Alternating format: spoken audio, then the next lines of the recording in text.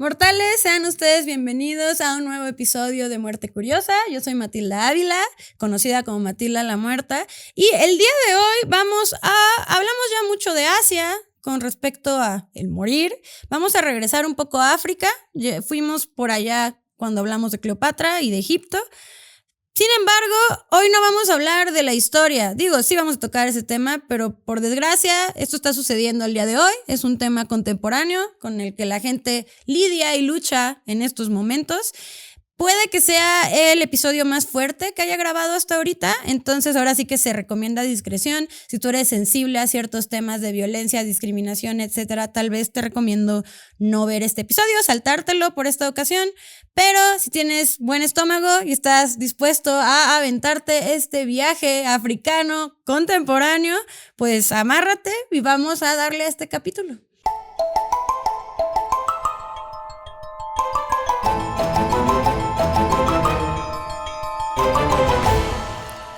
Muy bien, el tema de hoy va a ser la persecución que sufre la comunidad albina en Tanzania y en otras partes de África.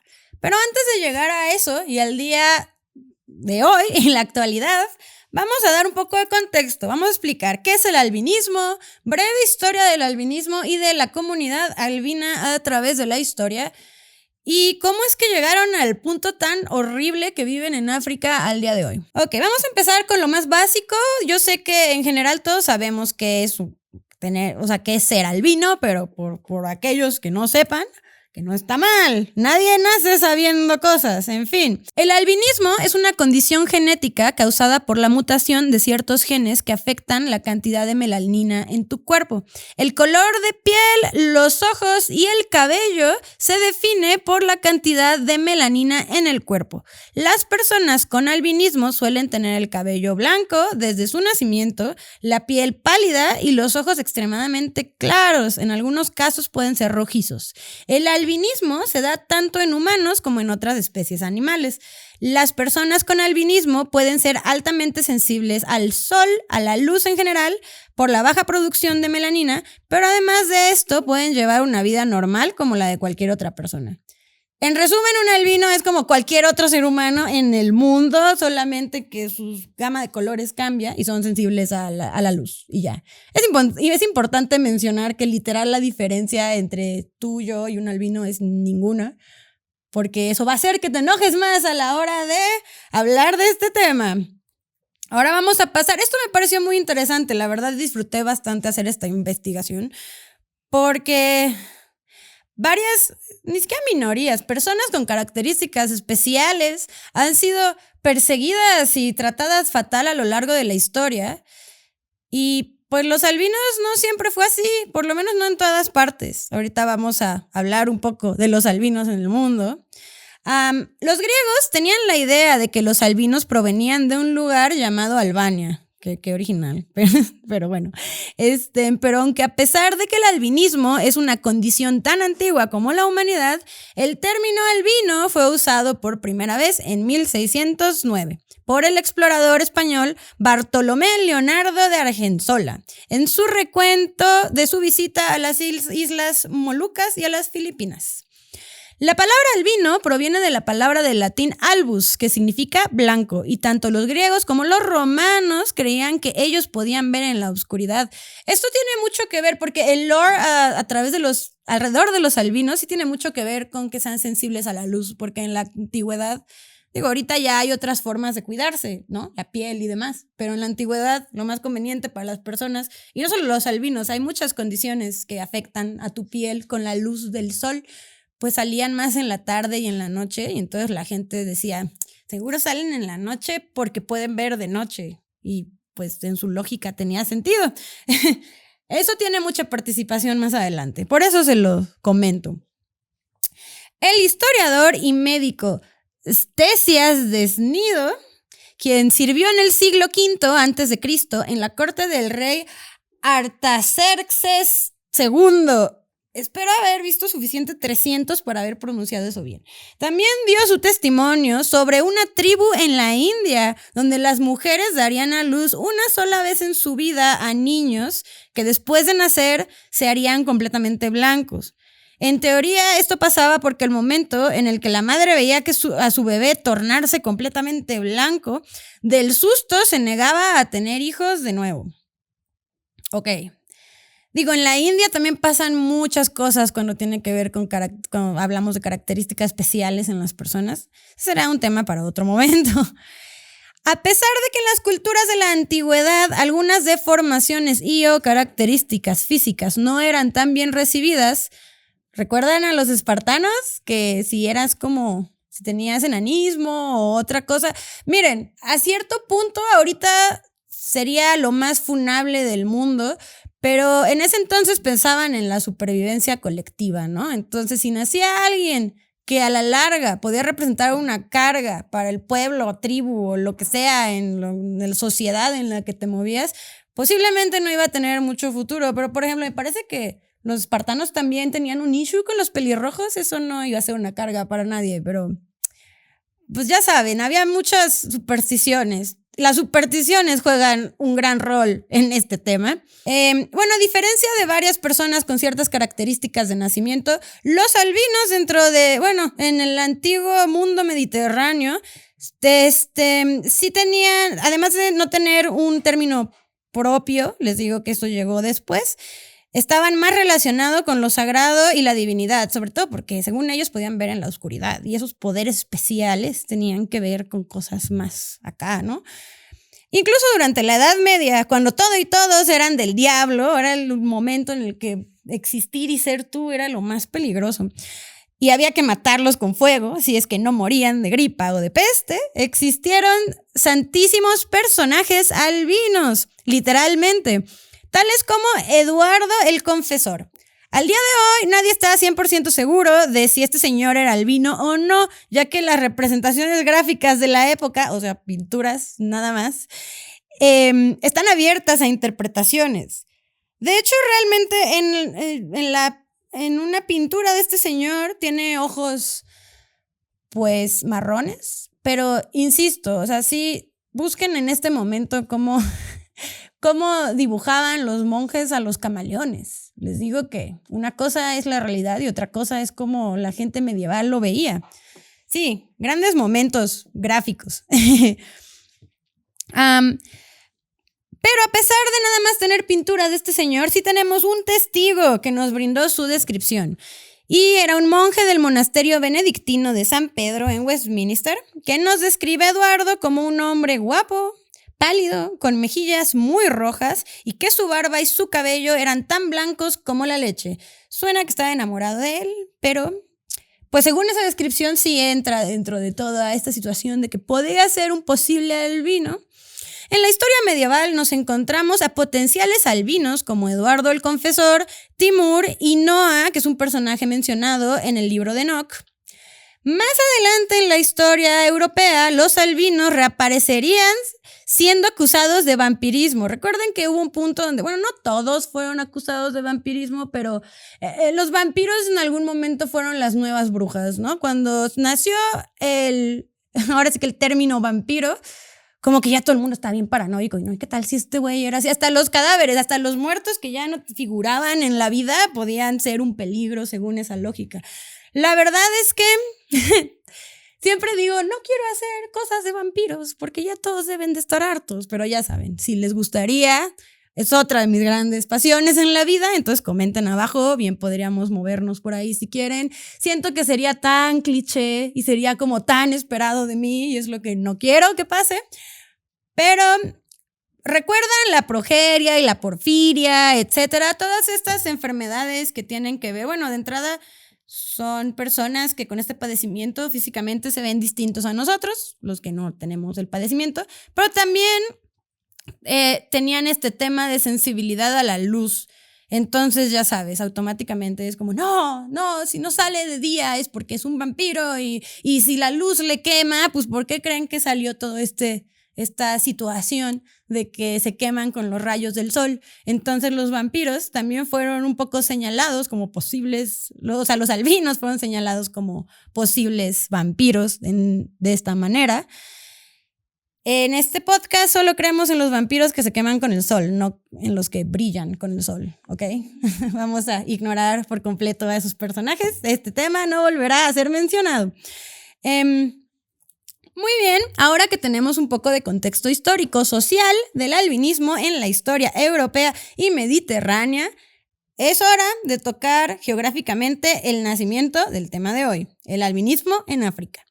Todo este problema actual se remonta a un mito proveniente del pueblo Dogon, un grupo étnico establecido en la región central de Mali, en África Occidental. El mito cuenta que una diosa Yasiwi, que me parece que es una especie de... Creo que, la verdad, mortales, estoy muy perdida en la mitología africana. Me parece que hay que explorarla más, porque si se dan cuenta, todos sabemos lo básico de los griegos y así. Pero cuando me empecé a meter en esto, dije, ¿qué? ¿Quién? ¿Dónde? O sea, y es muy fascinante, la verdad. Está súper underrated la cultura africana. Y yo creo que vamos a tener que profundizar más en eso en el futuro. Creo que hay mucho que exprimirle. De hecho, es muy, muy, muy darks toda la cultura africana y toda la mitología africana, tanto que llegamos a el episodio de hoy. Ahorita van a ver por qué. El punto es que son varias diosas Yasiwi y una de ellas esperaba gemelos, pero en su lugar dio a luz a un niño albino como castigo por romper las reglas tribales. Algo que deben de saber, ahorita vamos a pasar a las estadísticas, pero en África, como las personas con la tez más oscura del mundo están en ciertas partes de África, y eso tiene que ver, pues ahora sí como evolutivamente con biología básica, ¿no? O sea, siempre donde hay más sol, o sea, la gente, el color de piel es más oscuro. Recuerden que en este episodio, bueno, en este podcast, no creemos en el racismo, solamente creemos en condiciones climáticas distintas y humanos evolucionando de la misma forma que cualquier otro animal. En fin, lo que pasa es que claramente las personas de tez negra tienen muchísima más melanina, y entonces esta mutación de gen se da más en personas, o bueno, en como que grupos de personas con alta melanina. Entonces en África hay muchos albinos, se da mucho esto, y ahorita vamos a pasar a las estadísticas para que vean que no les estoy mintiendo. Entonces imagínate que de por sí fuera algo común, y en sí ya están funadísimos desde el pueblo Dogon hace 1000 años. Y a partir de esta situación mitológica, gemelos albinos nacidos en la sociedad africana serían socialmente marginalizados, si bien les iba, porque en ocasiones iban a ser asesinados de nacimiento. Al mismo tiempo que en Mayombe se cree que, y no me refiero a la religión, sino a el lugar, se cree que los niños albinos son una especie de espíritu benévolo. Los Andonga de Namibia creen que los albinos son una especie de demonio. También aquí vamos a entrar. Es muy interesante cómo se dividen los pensamientos africanos cuando varias tribus vienen del mismo lado. Ahorita vamos a ver a qué me refiero. Y así es como a través de todo el continente africano la imagen y concepto de los albinos varía radicalmente. En el antiguo reino de Loango, las personas con albinismo eran veneradas, ya que la piel blanca era asociada con una gran inteligencia. Que por cierto, esto no les cayó muy bien a la hora de que llegaron los colonizadores. Digamos que aquí se dividió África en el África que decía, ¡wow! Sí, qué loco, gente blanca debe ser, no sé, enviados de Dios, como los mexicas hicieron también, y todos los que hacen eso nos va bastante mal, ¿no? Pero hubo otro lado de África que dijo, no, y estos brothers que llegaron a matarnos y explotarnos, y pues vamos a odiarlos. Y pues empatizamos más con eso, porque la verdad es que África ha sido muy maltratada por los colonizadores. Pero ok, es otro tema. Igual se creía que un niño blanco nacido de 2 padres negros tendría que ser considerado como una gran bendición. Pero mientras esto sucedía en el otro lado, en el antiguo reino del Congo, donde sí despreciaban bastante a los colonizadores, empezó a crecer un notable resentimiento sobre los niños albinos, lo cual también me parece súper injusto. Digo, obviamente no importa qué piense yo, ellos van a pensar lo que quieran, pero pues sí es su propia gente. Entiendo que odiemos a los colonizadores, pero pues los albinos, ¿qué? En fin, ya sé, la verdad es que este es un tema que yo investigué hace tiempo y que me causa... Ya saben que yo no soy muy empática con las causas humanas como con las causas animales, pero este tema en particular sí me causa mucha rabia porque no tiene sentido y es brutalmente injusto. En fin, tras la reforma católica en el Congo, los albinos ahora serían directamente vinculados con los fantasmas, la muerte y más connotaciones negativas. Una de las características de las sociedades contemporáneas africanas es que todavía están altamente influenciadas por su pasado tribal. No sé ustedes, pero yo me traumaticé mucho cuando medio escarbé en las razones de por qué se dio la masacre en Ruanda. Porque tiene todo que ver con su pasado tribal, entre otras cosas políticas más contemporáneas, pero yo no entendía por qué tenía que llegar a eso. Bueno, lo mismo con esta situación. En realidad no hay tal cosa como un pasado tribal cuando al día de hoy en África aún existen las tribus nacidas muchos siglos atrás, con la misma tradición y formas de vivienda, rechazando totalmente la modernidad y conservando sus ideologías y creencias antiguas al día de hoy, lo cual yo respeto bastante, porque si tú estás viendo que llegan personas del exterior a matar a todos, explotarlos y demás, pues obviamente los vas a querer lejos, ¿no? Por eso hay islas de tribus que saben que existe otro tipo de vida allá afuera, pero no les interesa y por eso cuando vas te matan. Y ya, y luego hay gente que se le ocurre ir a evangelizar a ese tipo de tribus y luego se mueren y todos están muy tristes. Yo te mandé a evangelizar, no. Entonces, ni modo, eso es lo que se busca la gente. En fin, perdón, disculpen, salió mi odio un poco. Esto es importante mencionarlo, ya que esta antagonización con bases puramente míticas sigue siendo un problema al día de hoy. En la versión menos violenta de las tribus africanas es común asesinar a los niños que nacen con algún tipo de malformación o enfermedad, considerando que su calidad de vida no sería igual que la de los demás. Esto es lo que mencionábamos anteriormente con los griegos, los romanos, etc. Y de hecho esto pasa también en las especies animales. Es triste, pero pues es como ahora sí las leyes de supervivencia. Pero en esta categoría también entran los albinos, ya que a pesar de poder llevar una vida perfectamente normal, o sea, lo que ellos tienen no es una discapacidad, solamente es una condición de la melanina, son considerados malignos y no solo son asesinados, sino que también son sacrificados de forma ritual. Hoy, los albinos, nacidos en diversos puntos de África, viven en constante miedo, ya que por todo lo ya mencionado son perseguidos constantemente. Ahora no solo en algunos lados son considerados malos, sino que son cazados por sus muti, que es el término que se usa para referirse a sus partes o extremidades. Se cree que las extremidades y genitales de los albinos son extremadamente poderosos en rituales para adquirir grandes cantidades de dinero, curar enfermedades terminales o brindar gran fortuna a tu vida. Incluso se cree que el tener relaciones sexuales con un albino podría curar el SIDA. Todas estas creencias han convertido a los albinos en constantes víctimas del mercado negro africano. Estamos hablando de la actualidad. Es como esta misma lógica de que el cuerno de rinoceronte cura el cáncer. Así, literalmente la misma lógica. Y lo más triste de esto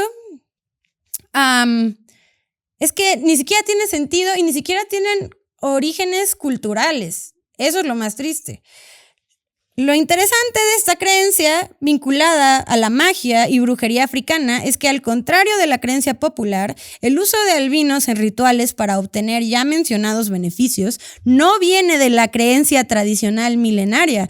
Para nada, es una creencia contemporánea que los conocidos como doctores brujos han impregnado en la ignorancia de los pueblos africanos para hacer dinero y más formas de profit del mercado negro. Cuando yo inicialmente empecé a investigar esto, que les digo que fue hace mucho antes de Muerte Curiosa. O sea, Muerte Curiosa existe porque yo es lo que hago con mi tiempo libre. Me pongo a investigar cosas random del mundo y la vida porque, pues, no sé, soy adicta a la información.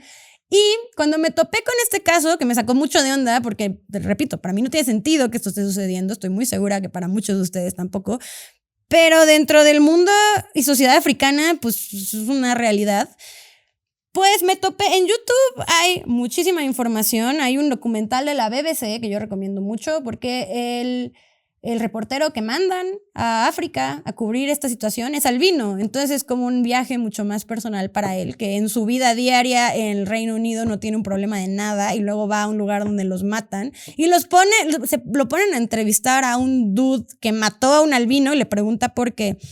En uno de esos documentales que vi, me encontré con un operativo en donde arrestan a uno de estos doctores brujos, donde él solito admite, dice, mira, la verdad es que somos muy pobres, mi comunidad es muy pobre y obviamente nada de esto es verdad, obviamente nada, o sea, las partes de albinos, etcétera, no te van a dar dinero, no te van a curar, no nada, pero la gente lo cree, entonces por eso nosotros lo vendemos como tal. Ahorita vamos a pasar también a los números de los albinos en el mercado negro. Entonces, pues no sé, yo bien tranquilo, el señor diciendo, la verdad los engaño a todos y por eso muere gente. Pero bueno, X, ¿no?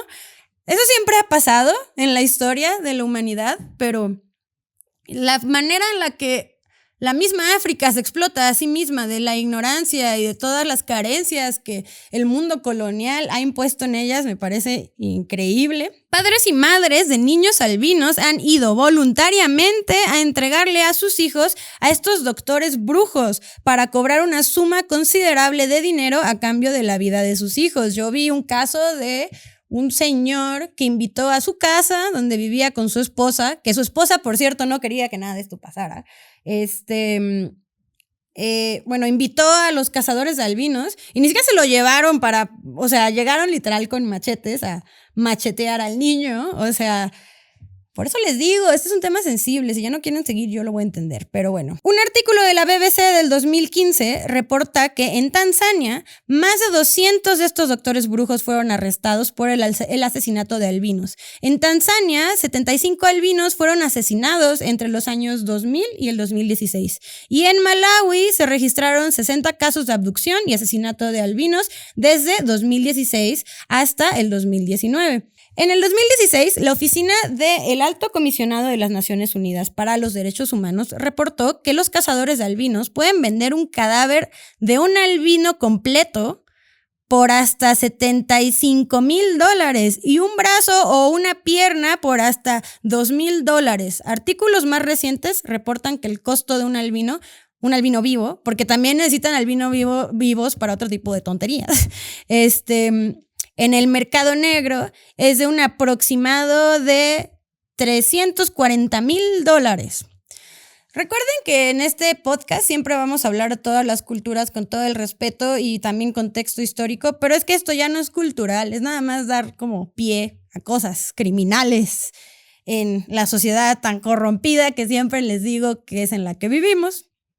En Estados Unidos, una de 20,000 personas tiene albinismo, pero en Tanzania y otras regiones africanas existe una en cada 1,500 personas. Como les decía, es infinitamente más común que en otros lados donde no abunda tanto la melanina. Una de las creencias más populares sobre los albinos en el África actual es que ellos no pueden morir. Esto es importante porque esta es una creencia igual contemporánea.